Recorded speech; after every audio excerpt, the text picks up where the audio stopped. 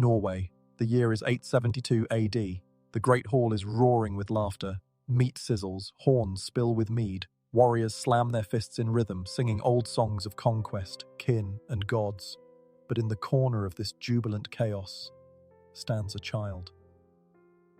She is 9 years old. She's dressed in heavy wool, dyed in colours her family could barely afford. Her hands tremble under the weight of silver bracelets, borrowed for the occasion. Her eyes are red, her lips bitten raw. She doesn't know what marriage is, but tonight, she becomes a bride. The man standing next to her is her husband. He's a warrior, 38 winters old, broad-shouldered, scarred, drunk on victory and wine. He's already had wives before. Some died, some were cast out. But this one, this child, is fresh, fertile. The midwife said she may soon bleed, and so the clan gathers to witness, to celebrate. Her veil is placed not to honour her modesty, but to hide her fear. The men around her toast to her body like a prize pig. They chant blessings of Freya and Freyja, of family and fertility. Her father beams with pride, her mother does not speak.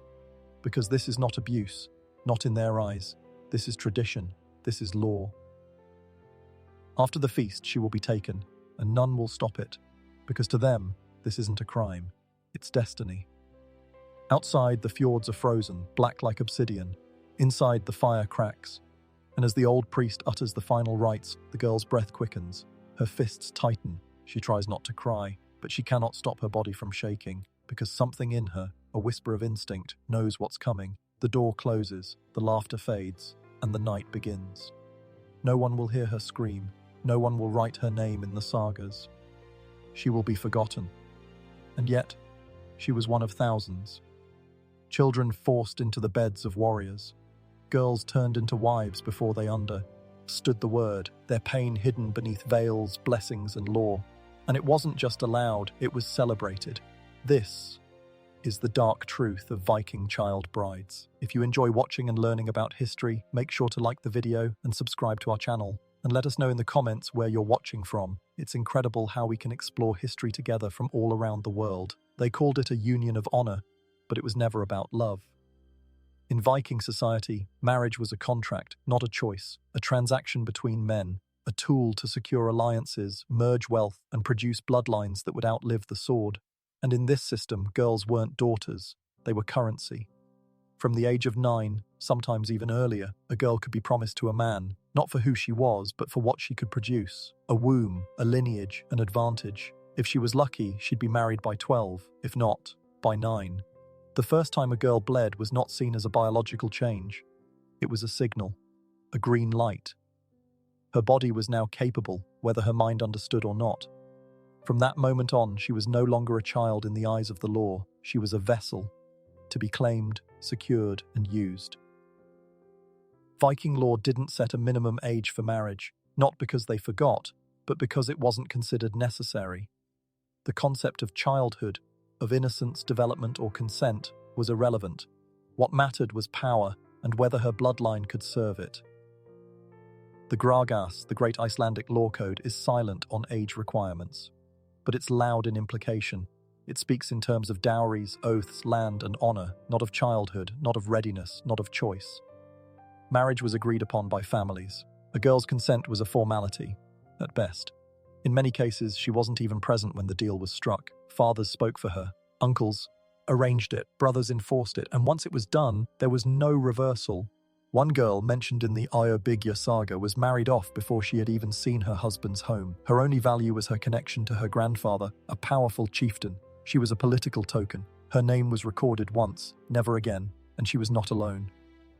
In a world dominated by clans and revenge, marriage was a way to end blood feuds, to bind enemy families together. A daughter might be offered in atonement, her body serving as collateral for a peace her brothers would enjoy. The younger the bride, the better the guarantee. A young girl meant loyalty. No previous alliances, no prior children, no divided loyalties. She was clean, controlled, moldable. But beneath the surface of these arrangements, something more disturbing lingered.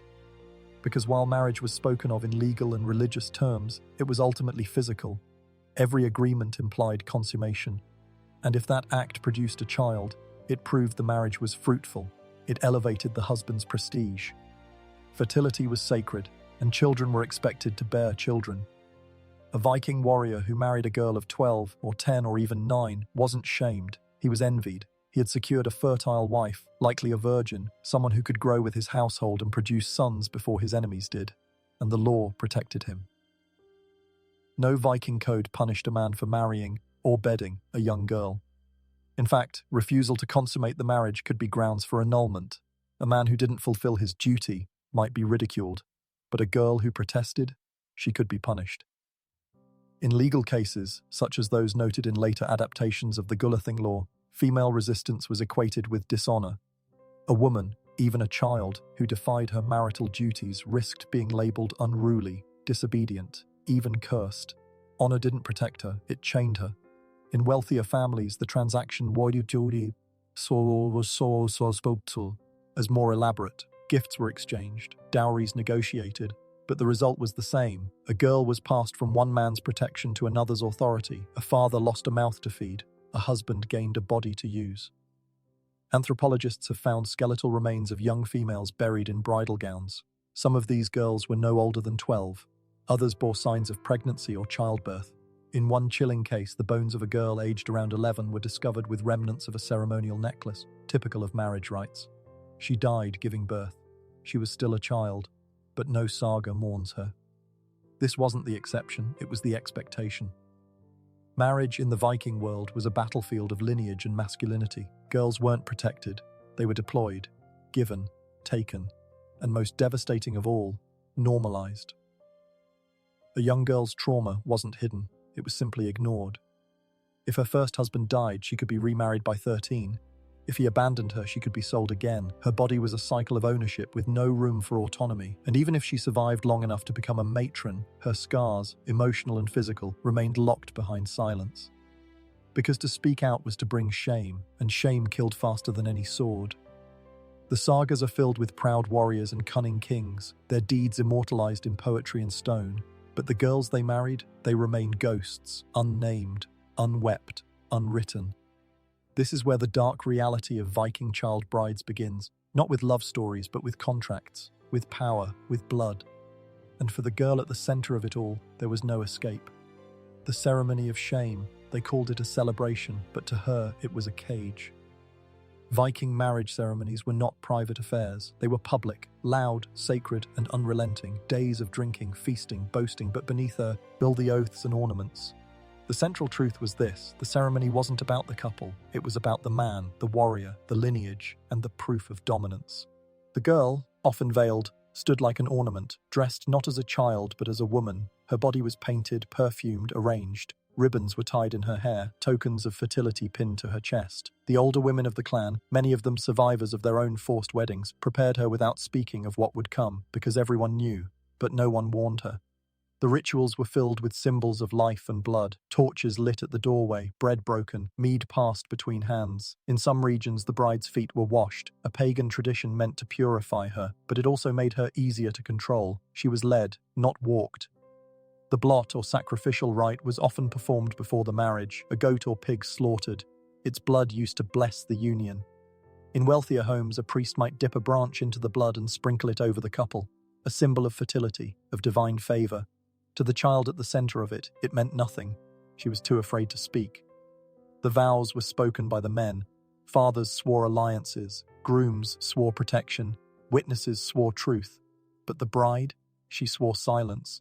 Her role was to accept, to lower her head, to let herself be claimed. And then came the consummation. In many Viking communities, this act was not hidden in privacy. It was ritualized, expected, sometimes even watched. The newlyweds were escorted to a bed, cheers rang out, songs were sung. In some sagas, the groom lifted the girl onto the bed as others clapped and toasted. In some regions, bloodied sheets were shown afterward, proof that the bride was a virgin and that the husband had fulfilled his duty. If there was no blood, shame could fall on the girl. She could be accused of impurity, her family dishonored. No one questioned whether she bled because her body wasn't ready. In Laxdela saga, a bride is described as young and pale, Yet the celebration of her wedding is lavish and wild. Her voice is never recorded. The story follows the men, their honor, their lands, their vengeance. She is a plot device, her suffering omitted. And yet, behind closed doors, many of these girls endured their first night in horror. Some screamed, others went silent. Some bled so badly they couldn't walk the next day. But their pain was interpreted as passion, their silence as consent. A girl of 11, mentioned in later folk accounts, died the night of her wedding. Her death was dismissed as fragility, a tragic accident. No one was punished. Her husband remarried within the month. And the community? They blessed the new bride too. Sex was not just permitted in child marriages. It was sanctified, expected, and if a man chose to wait, he was questioned, mocked. A warrior who didn't claim his bride was seen as weak, lacking in masculinity, even cursed. Meanwhile, a child who resisted, she could be accused of shaming the gods. Rituals of breaking in were sometimes passed from generation to generation. Some midwives prepared ointments or drinks to ease the process, but others simply warned the girls not to fight, not to cry. It will be over quickly, they said. But it wasn't. Many girls were impregnated within weeks. The trauma compounded by pregnancy, morning sickness mistaken for laziness, mood swings punished as defiance. And if they miscarried, which many did, they were seen as flawed, cursed, perhaps even punished by the gods for resisting their husbands. And still the ceremonies continued, year after year, village after village. Each time the community came together, not to help the girl, but to honor the man. The law codes again were silent. Nowhere in Gragas or Gulathing do we see protections for the child in the marriage bed. Nowhere does it state that the bride must understand, only that she must be given and taken. In one region of Norway, archaeological excavations uncovered a series of child graves, girls between the ages of 9 and 13. Many were buried in ceremonial clothing, some with beads, others with bone combs or small brooches, tokens of marriage, symbols of status. But they didn't live long enough to become mothers. They died as children, as wives. And so the cycle continued. Ceremonies meant to sanctify, rites meant to protect, all used as armor, not for the child but for the system. A system that dressed abuse in flowers, that veiled violation in tradition, that clapped and sang while innocence bled into the sheets. Because in Viking culture, shame did not fall on the man, it fell on the girl. Even when she was 9, even when she begged, even when she broke. The law protected the man. In Viking society, justice was measured in silver, not in suffering. A man who stole a sheep could be fined. A man who lied in court could be exiled. But a man who married and violated a child, he was protected by law. The legal systems of the Viking world, from Gragas in Iceland to the Gulathing law of Norway, were not designed to protect the weak. They were forged by men, for men, to guard honor, inheritance, and masculine power. The young girl's voice, it didn't count. In the eyes of the law, once a marriage was recognized, the girl was property. Her body belonged to her husband, her status was reduced to wife. And that role carried obligations, not rights. If she refused to consummate the marriage, she was defiant. If she fled, she was shamed. If she died, it was misfortune, not murder. The law demanded oaths, witnesses, and sometimes dowries, but never age verification. A man could marry a girl of 10 and claim her legally. The law didn't care if she cried. It cared only that the contract was fulfilled. If her father agreed, if the ceremony was blessed, and if the consummation occurred, the law declared it valid. What if the girl resisted?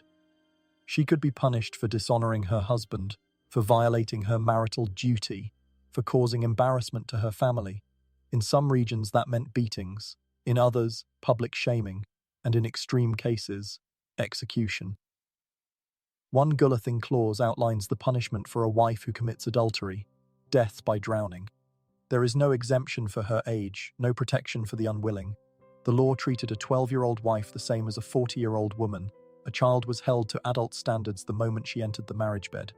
Meanwhile, a man could sleep with a child, impregnate her, and walk away untouched. If the girl died in childbirth, the blame was placed on her fragile nature or the will of the gods. No law punished the man for her death. No court charged him with abuse, because as long as the marriage had been legal, the act was sanctified. Even in rare cases where complaints were brought to court, the girl's testimony was considered unreliable. She was emotional, young, impressionable. The law relied on male witnesses, on fathers, brothers, neighbors, and none of them had a reason to defend her. To do so would be to shame the clan. The legal system served another purpose: inheritance. Once a girl married, her dowry and future property passed to her husband's household. Any child she bore belonged to his bloodline. Her death, even in her teens, often triggered inheritance claims: land, wealth, power. A dead girl could still enrich a man, but only if the marriage had been completed. This created a dark incentive to rush the wedding, to consummate quickly, to claim before anyone could intervene. Anthropologists studying Viking burial records have found numerous graves of adolescent girls, some with pelvic trauma, others with fetal remains. These girasayas were not seen as victims, they were seen as wives who had fulfilled their role, even in death. One such case comes from Western Norway, where a girl aged about 12 was buried with a small bronze key, a symbol of household authority. But her bones told another story: signs of pregnancy, signs of tearing. She died shortly after the wedding. The man who married her faced no charges. His family inherited her dowry. In the Gragas law code, there is a section titled "On the Duties of Husbands." It includes provisions for feeding, clothing, and protecting a wife, but nowhere does it define abuse. Nowhere does it acknowledge marital rape. The laws assume that what happens in the home is the man's domain. If a girl accused her husband of cruelty, the court could dismiss her as disobedient, a threat to masculine order. In one Icelandic saga, a woman who accused her husband of mistreatment was banished. The local council ruled that she had dishonored him publicly, a greater sin than the abuse itself. She was exiled, her children taken. Her story ends there. For girls, the message was clear: obey or vanish. Even church influence, which later crept into Viking legal thought, failed to protect them. Christian missionaries condemned certain pagan practices, but they often reinforced patriarchal control. Obedient wives were praised, submissive daughters celebrated, virginity obsessed over, but only until the wedding night. Some historians argue that these laws weren't intended to cause harm, that they were of their time.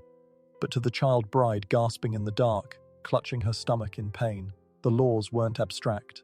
They were chains.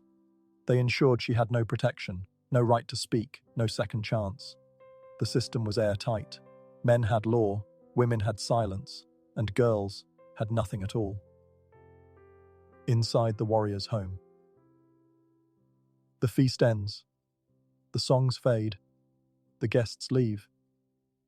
And then, she is alone with him. This is the part the sagas don't write about. Behind the great halls and legal codes, behind the chants of fertility and glory, there is a small dark room, a single bed covered in wool and fur, a flickering fire, the scent of sweat, mead, and fear. This is where the truth of the marriage begins.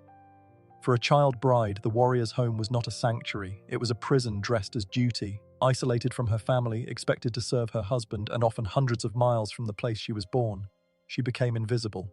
And in that invisibility, unspeakable things happened. He was a man of war. She was a child of 9. He had scars. She had toys. And now they were man and wife. In some households, a child bride might live among co-wives or female servants. But in rural communities, she was often alone.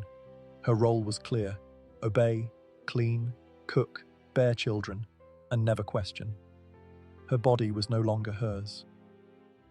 Historical reconstructions of Viking longhouses show living quarters that offered no privacy. Thin wooden partitions, open hearths, straw bedding. These were not palaces, they were tool sheds for survival. But for the child bride, every creaking floorboard could signal danger. Every footstep might mean pain. And the abuse wasn't always physical, it was psychological: constant control, enforced silence, no visitors without permission, no food without work, no voice without consequence. She couldn't leave, not without being labeled a fugitive or a harlot, and if she ran, the law would send her back. Some families even returned their daughters themselves, fearing disgrace more than her injuries. And so she endured, day after day.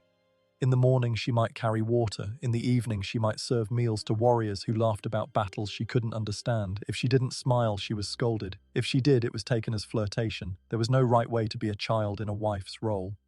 She bled early, no, because of nature, but because of violence. Childbirth was the next trial. Many gave birth before age 13. Their hips hadn't fully formed, their bones strained. Labor lasted for days. Some survived, many didn't. And even when the child lived, the girl was blamed if it was a daughter, because a true wife gave sons.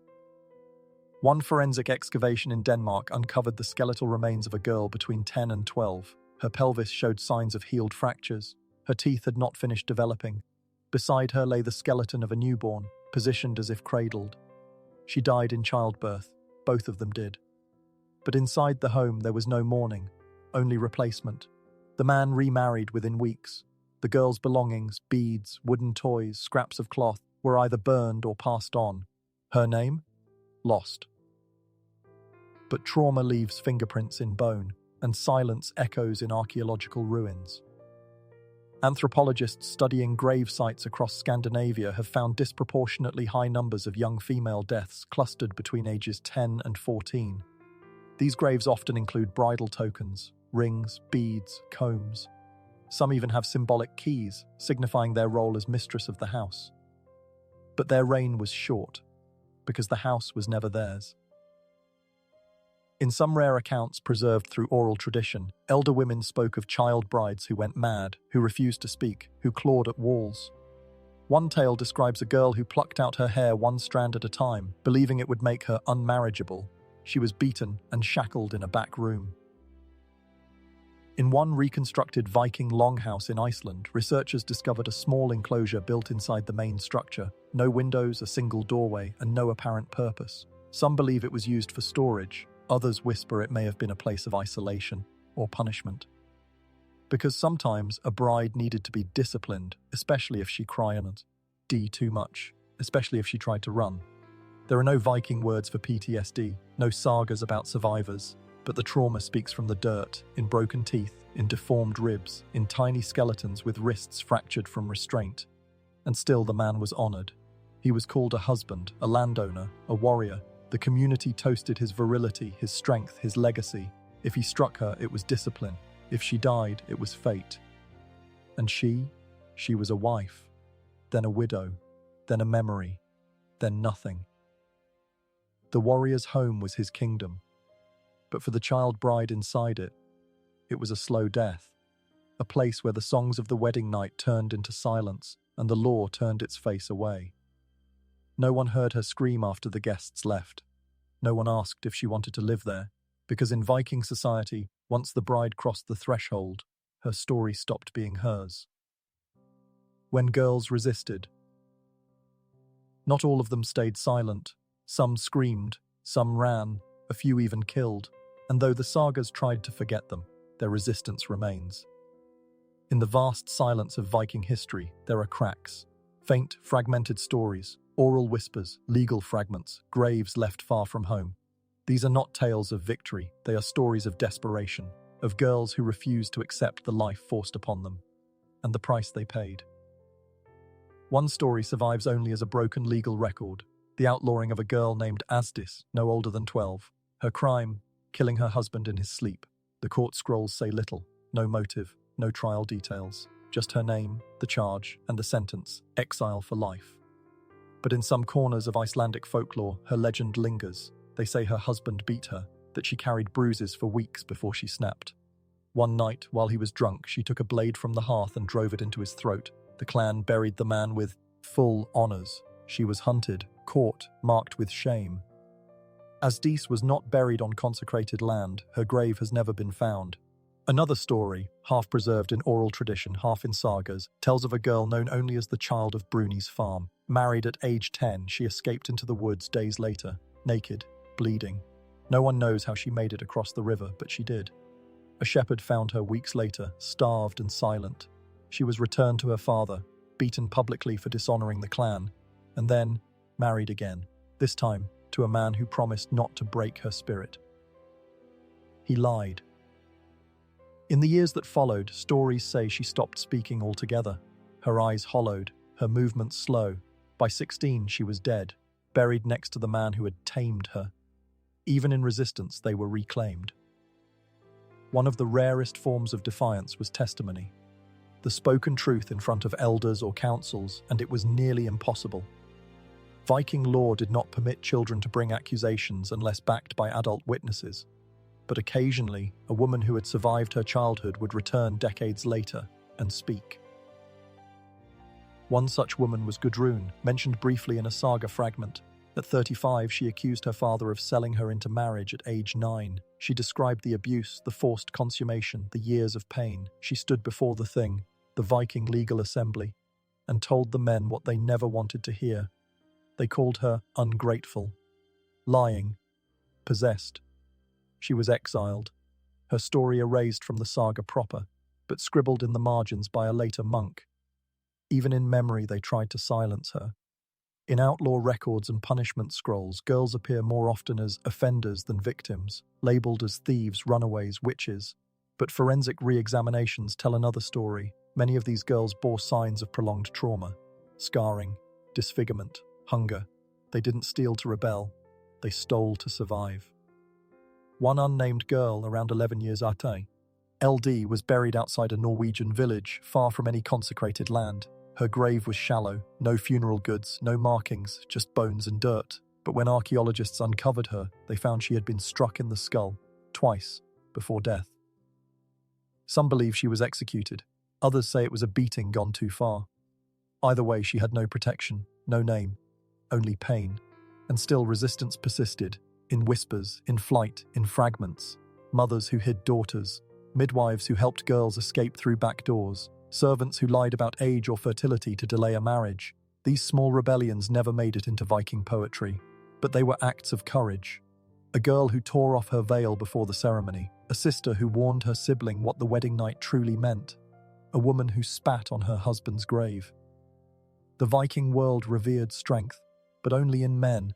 A warrior could kill and be celebrated. A girl who refused could be killed and forgotten. Yet in the ashes of that brutal culture, we still find embers of defiance. Because even when crushed, these girls found ways to scream. They screamed in silence, in flight, in blood.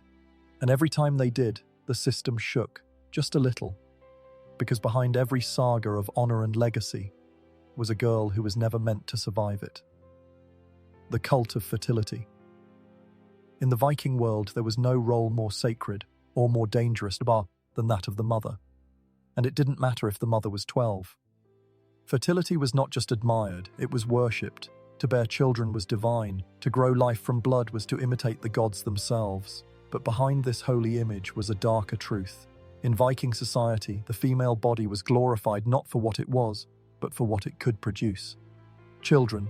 And it didn't matter how young the mother was, as long as her body could bleed. That was the sig. No, that was the price of womanhood. The goddess Freya, patron of love, sex and fertility, was invoked in marriage rites across Scandinavia. Offerings were left at her shrines, apples, linen, even drops of blood, to bless brides with fruitfulness. In some regions, brides were walked around her statue before the ceremony. It was meant to ensure their ripeness. Even child brides were walked. She may have been only 10, but her father still offered her hair to the gods. She may have still played with toys, but her new mother-in-law smeared ash on her womb for luck. It wasn't protection, it was preparation. Because once the wedding was over, the clock began ticking. A woman who bore many sons was honored, a woman who didn't was cursed. There are records of wives being divorced for infertility after just a year. But what no one says is how old those wives were. Some of them were barely pubescent, forced into sex and blamed when their bodies couldn't yet create life. It didn't matter. The blame always fell on the girl. In Viking burial sites, archaeologists have found small figurines of pregnant women. At first, they were thought to symbolize mothers, but many of the skeletons these figures were buried with were shockingly young. In one grave, a girl estimated to be 12 held a tiny, carved mother idol in her hand, placed there by someone who saw her death not as tragedy, but as sacrifice. This was not seen as abuse, it was divine purpose. Pregnancy was a spiritual ideal. The swelling belly, the pain of labor, all were tied to cosmic balance. In some regions, especially in eastern Scandinavia, ritual chants were whispered to expecting mothers during childbirth, not to comfort them, but to remind them that the gods suffer too, and what if she died? That too was holy. Death in childbirth was likened to death in battle. Just as men were promised Valhalla for dying with a sword in hand, some believed Eaved women could achieve the same honor through the battle of birth. A girl of 11, bleeding out on a straw mat, was compared to a warrior falling with axe raised, but her name was never sung. One chilling example lies in Uppåkra, Sweden, where the remains of a small female child were found buried beneath a hearthstone, alongside infant bones. The positioning and artifacts suggested ritual burial. Was she honored or buried in shame? The lines blur when society turns biology into destiny. Even when alive, these girls were honored less as people and more as symbols. Their swollen bodies used in fertility festivals. In some regions, pregnant brides, some still children, were brought into sacred spaces and blessed before statues of Nerthus or Jörd, earth goddesses tied to seasonal harvests. They were dressed in white, painted in ochre, placed on display. One record from an early Christian missionary describes a rural fertility rite in which a young wife, not yet grown, was paraded through a village field while villagers chanted blessings over her belly. She did not speak, she simply stared. Because she was never the subject of the ritual, she was the object. Even in death, the cult of fertility consumed them. In child graves, archaeologists find symbols of motherhood: tiny wooden cradles, miniature combs, bronze keys. These weren't toys, they were expectations. Tools the girls never lived long enough to use, placed there by families who saw their brief lives not as stolen but as fulfilled. Sacred, complete. But sacred doesn't mean safe. One saga fragment tells of a girl named Ilfa, married at 11, pregnant by 12, dead by 13. Her death poem was written by her husband, not to mourn her, but to boast that she bore him twins. A woman of strength, he wrote, taken by fate. But her own voice is gone. This was the paradox of Viking society. It revered the female body, and yet it destroyed it. It worshipped fertility but ignored pain. It honored motherhood while stealing it from children. And it wrapped it all in myth, in gods, in symbols, in rituals, to hide the blood on its hands. Because when abuse is dressed as holiness, who dares to speak against it? Echoes of a forgotten bride. She had no name. She left no letters, no stone marks where her body lies. But she existed, and if you listen closely, not to the sagas, but to the silences between them, you can still hear her. The forgotten bride. She was 9 when they veiled her, 12 when she bore her first child, 13 when her body broke. The sagas call it honor, the priests call it sacred, the warriors called it marriage, but it was neither sacred nor honorable. It was abuse, wrapped in law, sealed with tradition. And today, we dig through the ashes, searching for her. Modern archaeology doesn't just uncover artifacts, it uncovers trauma. In recent decades, forensic anthropologists have studied dozens of graves across Scandinavia. Too many contain the remains of adolescent girls buried in ways that mirror adult brides, dressed, adorned, positioned as if they had fulfilled their role. But their bones tell a different story. Fractured hips, fused vertebrae from early labor, healed and unhealed pelvic damage. Children who gave birth before they understood what birth meant. Girls who died before they lived long enough to choose their own names, their own futures. And yet, they are missing from memory. Why? Because they were inconvenient to history, because their stories didn't glorify war, because their suffering disrupted the myth of noble ancestry. Viking sagas were written by men, centuries after the events they describe, to celebrate conquest, revenge, and legacy. They immortalized heroes, blood feuds, and battles, but they left out the girl in the corner of the Great Hall, clutching her dress, praying someone would stop the ceremony. The stories we inherited are incomplete, and silence was part of the design. In Iceland, there are over 100 preserved sagas. Fewer than a dozen mention child brides. Most do so in passing, never as protagonists, never as voices, just wives who happen to be very, very young. Even the church, which later sought to reform marriage customs, did little to honor these forgotten girls. By the 13th century, canon law began imposing marriage age minimums, often at 12 for girls. But enforcement was rare, and by then, thousands had already been taken, used, buried. When you walk through reconstructed Viking longhouses today, the polished exhibits, the recreated kitchens, the carved gods on the walls, there's something missing. No room shows what happened behind closed doors after the wedding. No plaque tells you what it felt like to be a child torn from her mother and handed to a warrior. But their voices remain, if not in words, then in wounds.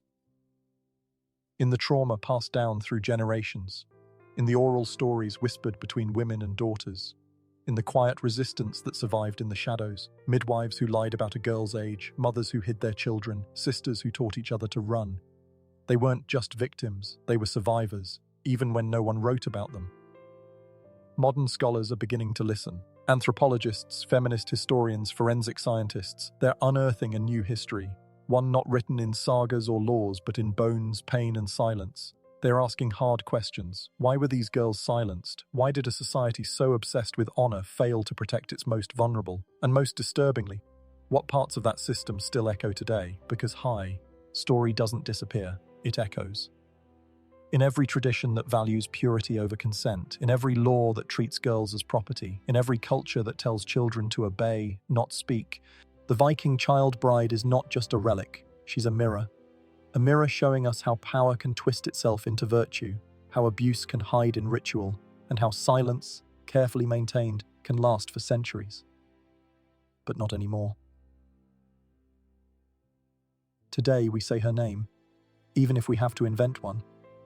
Today, we remember the girl who stood shaking in that hall, not as a wife, not as a symbol, but as a human being. A child who deserved safety, a voice, a future. And as we close this story, we ask you, not just to mourn her, but to carry her.